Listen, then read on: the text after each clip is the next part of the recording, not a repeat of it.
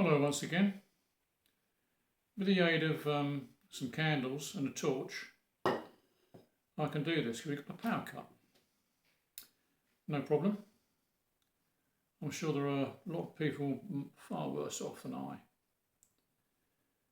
Before I start this monologue, I would like to just ask you to subscribe to my channel.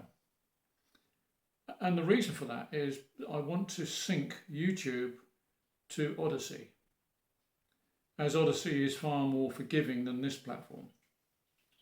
But I need at least 100 subs to allow that. So maybe you can help by subscribing, or maybe passing this on to someone else who can. Now then, I will leave a couple of links in the descriptions of this video under more, which are quite good, I can assure you. Before I start, let me just ask a simple question. Whose idea was it in the first place to place a hostile state slap bang in the middle of Arab countries that's caused over 75 years of apartheid and total misery for the natives? And it appears that the situation there has reached a boiling point of no return. And we need some very cool heads to intervene, which at the moment seems unlikely.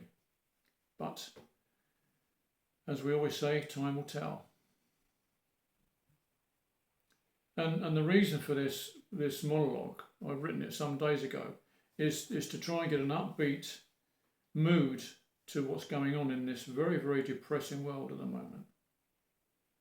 So let me try to make an upbeat comment in a world of negativity. And just remember that bad times, just like good times, never last long. And we shall see what happens. Now, this is a little quote from one of Shakespeare's plays. And it's took its name for many people. Let us become one happy band of brothers. And that is just a small reference to a very, very famous St. Crispin's Day speech by Henry V, just before the Battle of Agincourt, which, by the way, France has never ever forgiven us for. And an unbelievable battle, even though vastly outnumbered by the French, England won. And they was outnumbered something like 8-1. And I will leave a link to that wonderful speech that should give you goosebumps for its intensity. And it was a battle cry of strong leadership, something we don't have anymore. And if you didn't vote Labour, or even if you did, you should listen to this man called David Starkey in the other link that I'll leave. He is, without doubt, our best and bravest historian, and he shouts out loud for England with all his heart, as we all should be doing. And most certainly not given in to these modern day psychopaths and sociopaths. Sadly, he was cancelled by the BBC for a very controversial comment, which, by the way, was actually accurate. And of course, as we all know, the BBC doesn't like the truth, and neither does the mainstream media or Starmer the Harmer. They don't like the truth. And here, David Starkey tells it as it is, with outstanding truths of history. And this man is standing for England, not Britain. But I don't know anyone who thinks of themselves as British. You're either English, Irish, Scotland, or Welsh. And nationalism is actually a good thing, and it's encouraged. It's encouraged by the Scots are encouraged, the Welsh and the Irish. But here in England, we are not allowed that privilege. We are if we stand for our country, we're called far right. And why can't we do it? And I'll tell you why. It's another quote from Shakespeare that goes thus. It's paraphrased more than a quote. England, bound in with the triumphant sea, whose rocky shore beats back the envious siege of watery Neptune, is now bound with shame, with inky blots and rotten pieces of legislation. That England that was eager to conquer others has made a shameful conquest of itself, assisted by men of straw, the weak men who crave power, but they lead us into total chaos. And let's not allow that to become our swan song. Let's fight back and slay the beast before us, before it consumes us all with its voracious appetite for control.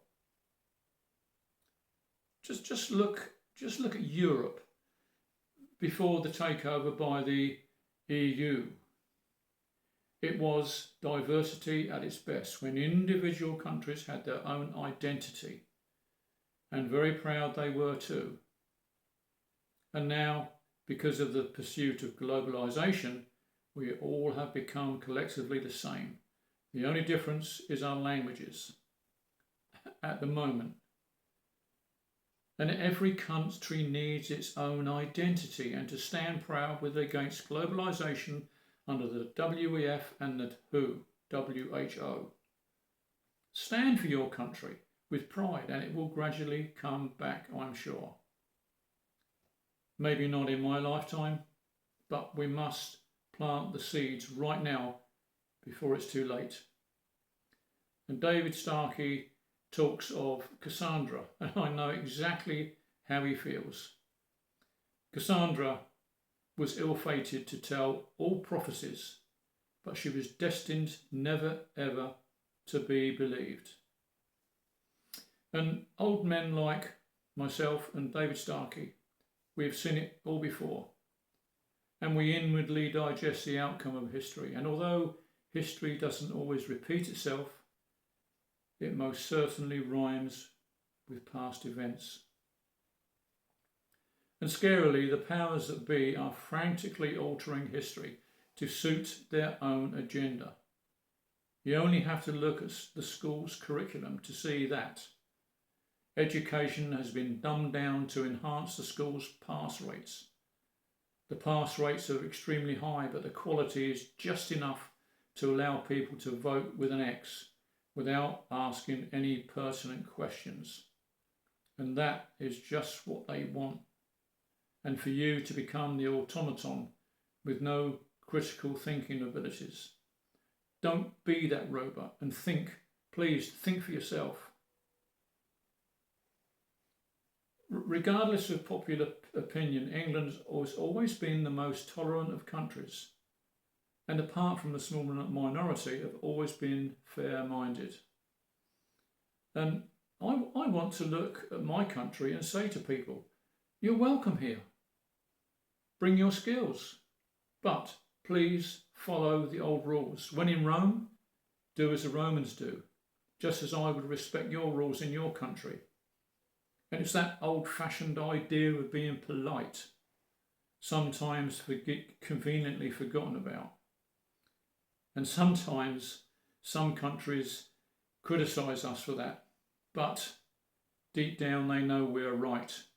And let me just say this, never ever mistake my politeness for weakness.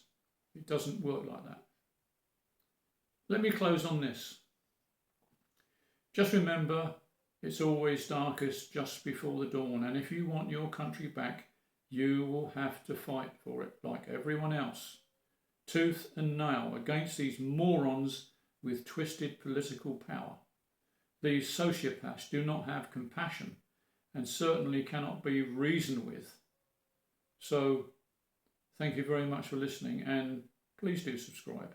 It will help the algorithm at least. Bye-bye.